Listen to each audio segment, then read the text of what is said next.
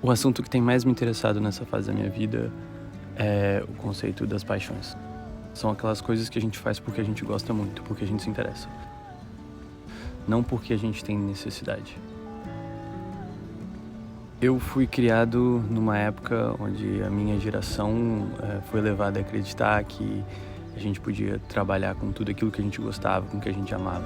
E eu fui uma das pessoas sortudas que acabou encontrando uma profissão, uma área em que eu gostava bastante, que eu tenho uma certa aptidão e que me permitisse ganhar um salário capaz de financiar o resto da minha vida, né? Então eu diria que eu estou ali nas pessoas afortunadas que conseguem fazer o que gosta e ganhar a sua vida, né? Só que nós, enquanto seres humanos, somos seres mais complexos, né? A gente não tem só um interesse. Na vida, a gente acaba conhecendo vários esportes e atividades e culturas e coisas que a gente gosta muito de fazer. E na nossa vida de trabalho, normalmente, a gente acaba focando em uma coisa só. Então, essas outras atividades, essas outras paixões, elas acabam ficando um pouco de lado em algum momento da nossa vida. Eu fui um desses exemplos clássicos de foca na sua profissão, foca na sua carreira. E a maior parte dos meus interesses que eu tive na minha adolescência, meu início de juventude, foram ficando para trás, porque a minha identidade como pessoa acabou muito conectada à coisa que eu faço, a minha profissão. No meu caso, a programação, a tecnologia, né? Mas olhando para trás, a minha profissão não foi a única coisa que me impediu de perseguir essas outras atividades, essas outras paixões. A verdade é que teve outros fatores que influenciaram nisso. Então, quais são os motivos que fazem a gente parar de perseguir as coisas que a gente gosta?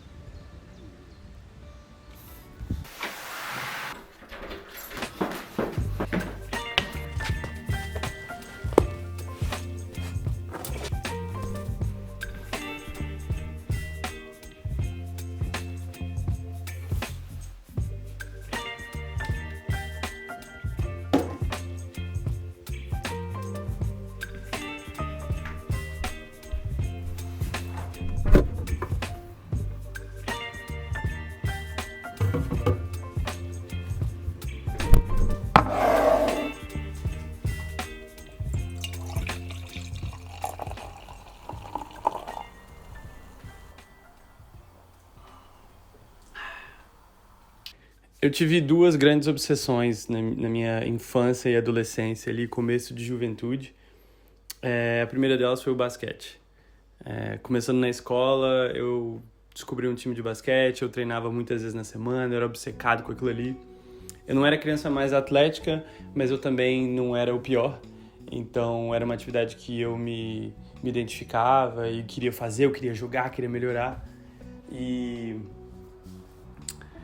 quando eu fui chegando ali no ensino médio, as coisas começaram a ficar mais apertadas de estudo, de tempo, porque eu me propus a fazer uma escola técnica e tudo mais. Então, teoricamente, eu tinha que me dedicar um pouco mais ali a minha carreira já, né, mais cedo. E acabei deixando o basquete ali de lado para poder me dedicar 100% ao estudo.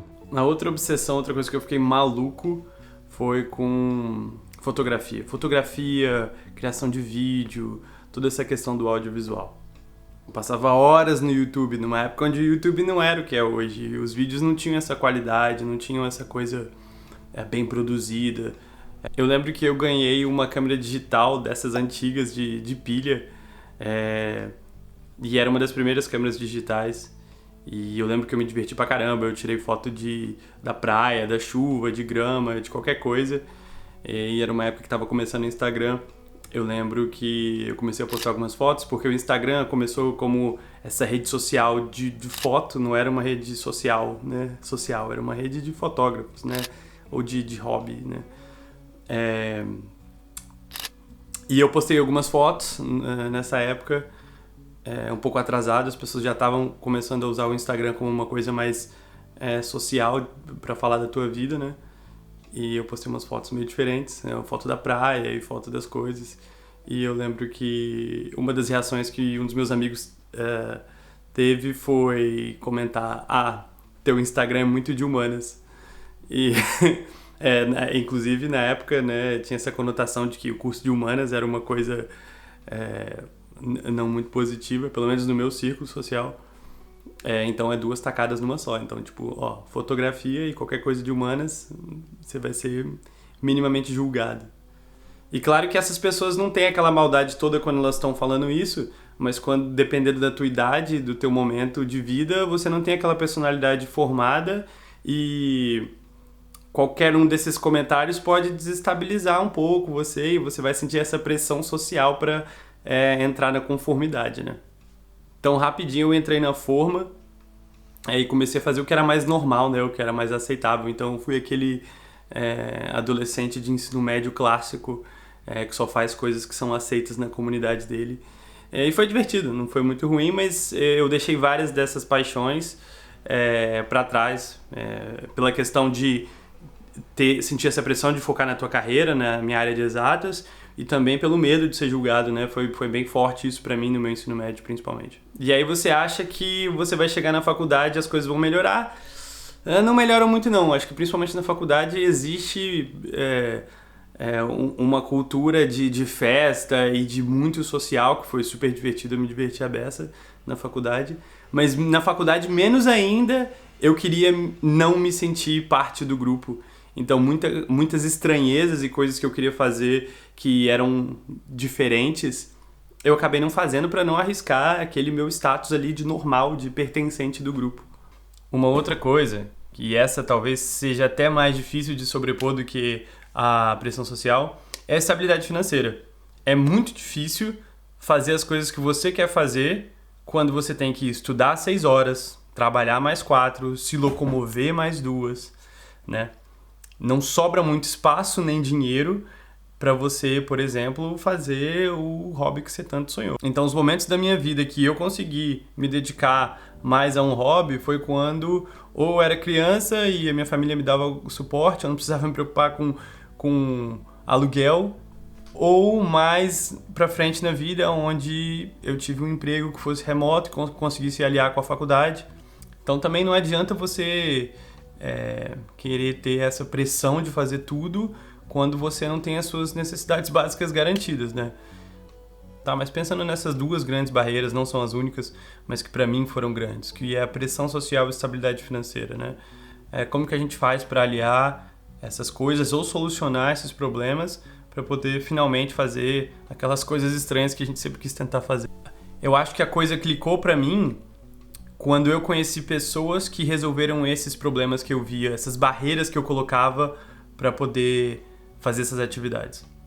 Conforme você vai navegando várias áreas da vida, você tem a chance de conhecer pessoas que você admira, que você gosta de algumas qualidades dela. Para mim, tem uma característica padrão nessas pessoas que é consistente nas pessoas que eu admiro, é essa atitude de foda-se, essa atitude de eu não ligo muito pro que as pessoas pensam do que eu tô fazendo ou do que eu tô falando. Porque isso não é fácil pra mim, então quando eu vejo alguém ter essa atitude, eu acabo entendendo, essa pessoa é muito mais livre do que eu. Então se você consegue desenvolver um pouco dessa atitude de foda-se, de conseguir se desvencilhar, se desassociar da opinião externa, você vai passar menos tempo pensando no que as pessoas estão pensando sobre as suas atividades, sobre teus hobbies, tuas paixões. E no lado da estabilidade financeira, tem muita gente que corre atrás de tudo que sempre quis financeiramente, chega naquele nível de estabilidade e aí sim começa a correr atrás e fazer as coisas que gostava. E tem gente também que sabe balancear, né, um pouco a questão de correr atrás do financeiro e da carreira e liberar um espaço de tempo ali para poder dedicar a esses hobbies. Eu tenho sorte de ter na minha família uma pessoa que eu acho que conseguiu de maneira saudável resolver 2 desses problemas e hoje aí faz um monte de atividades, de hobbies, de esportes. O Igor é esse cara que ele é um atleta amador, ele é um empresário, ele é um engenheiro de software e toda vez que eu faço alguma idiotice é com ele ou é a ideia dele.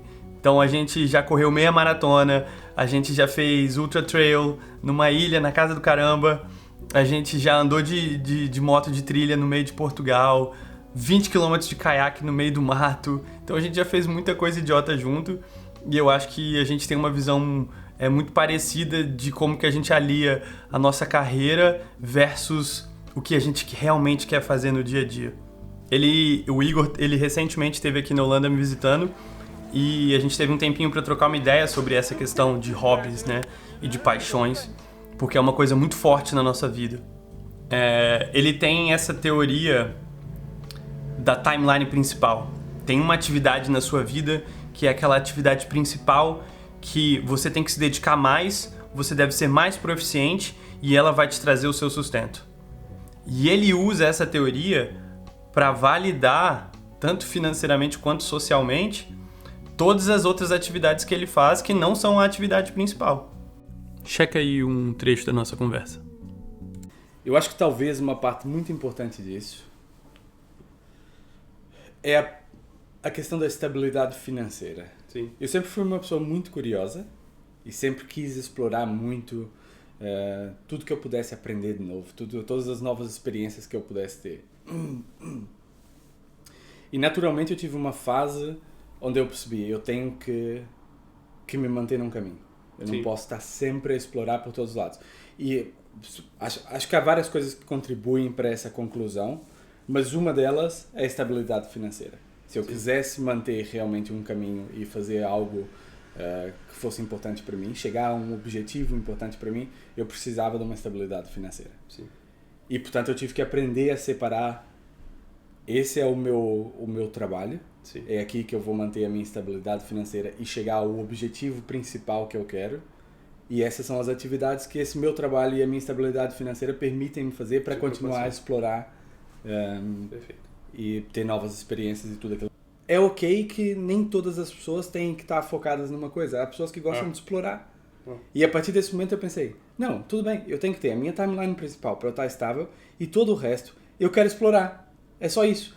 Eu quero explorar e quero aprender novas coisas, ter novas experiências, mas as pessoas vão continuar a me perguntar por que eu não faço uma coisa só, por que eu não me mantenho o meu foco em alguma coisa. E portanto eu tinha que criar uma resposta para isso. E a minha resposta foi, não, eu estou focado no meu hobby. O meu hobby é explorar outros hobbies.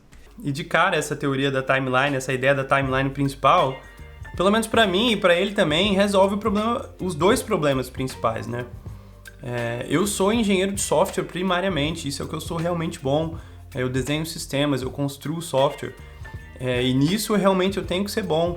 Então, nos momentos da vida que eu sinto um pouco dessa pressão do tipo, eu tô fazendo uma coisa muito diferente, ou então essa coisa aqui que eu tô tentando fazer nunca vai me dar um lucro, ou nunca vai me sustentar. Essa teoria da timeline principal que o Igor apresentou pra mim, me dá uma certa paz. Eu posso ser um fotógrafo medíocre, um jogador de basquete mais ou menos, e tá tudo bem, são coisas que eu faço pra me divertir, porque a minha atividade principal tá garantida. Recentemente, eu também li esse livro aqui, A Guerra da Arte, que também toca no assunto. E ele fala no livro, o Steven Pressfield, dessa coisa que é a resistência. Né? A resistência é tudo aquilo que te impede de fazer o que você sente que tem que fazer, sabe? E ela pode se apresentar de várias formas.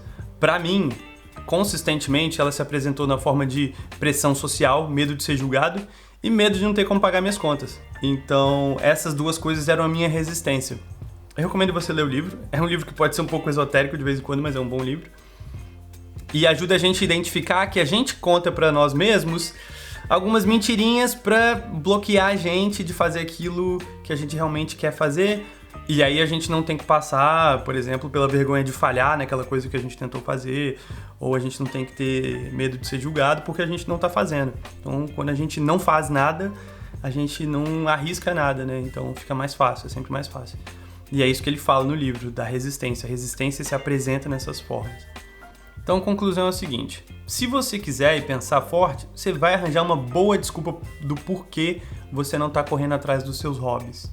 E assim, tudo bem, pode ser uma boa justificativa. Só que na minha visão, quando a gente não faz aquelas coisas que a gente sente que deveria fazer, que a gente sempre teve vontade, sempre pensou no assunto, se a gente não faz, a gente acaba se arrependendo depois. A gente fica com aquela amargura de não ter tentado. Por exemplo, pensa aí, Quantas pessoas que você não conhece que já te disseram, eu queria muito aprender francês, eu queria aprender a pintar ou desenhar, e nunca fazem? Quantos anos que elas não falam isso, que têm um interesse no assunto, assistem no Instagram, no YouTube, vídeo disso o dia inteiro, mas elas mesmas não tentam? O arrependimento vem depois. Quando eu lancei o vídeo sobre pertencimento, inclusive, checa aí, eu tive uma reação até grande comparado ao número de pessoas que viram meu vídeo, de pessoas vindo me procurar no Instagram falando assim, caraca, que legal, Iago, o que você fez, eu também sempre gostei de fotografia, ou então, caramba, eu sempre quis tentar fazer isso, me mandaram áudio falando, não, agora eu vou fazer um curso de DJ, ou então me mandaram foto comprando um drone, porque queria voar de drone e tirar foto também. Então assim, eu vejo que não é só eu que passo por isso, tem muita gente aí com aquelas vontades enrustidas que não estão sabendo como começar ou como fazer, né? E na minha opinião, você tem que descobrir qual que é a tua resistência, quais que são as desculpas que você está se dando para não fazer o que você quer fazer e começar a combater elas. Valeuzão, você que tá vendo o vídeo, da hora. Ver vídeo de canal pequeno é estranho, né? Mas você tá aí gastando teu tempo pra ver isso aqui, eu agradeço pra caralho. Tamo junto e até a próxima. Tchau!